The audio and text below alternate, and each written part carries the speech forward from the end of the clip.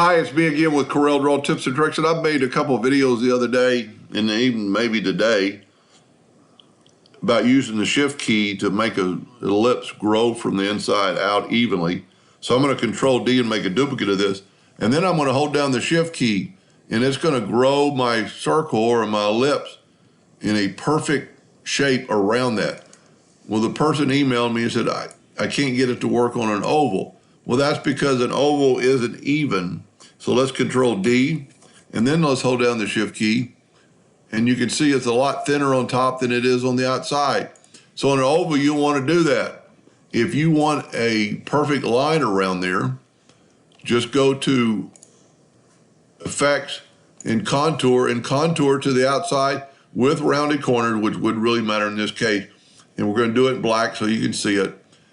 And you can make that contour whatever shape you want.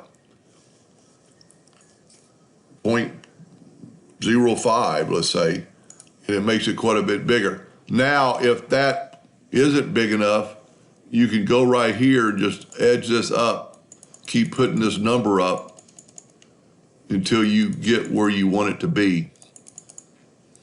And you can type in 1 inch or whatever, and then it's, that's not quite enough or it's too much. You can just minutely arrow it, and you can always make it do more than one circle at the same time.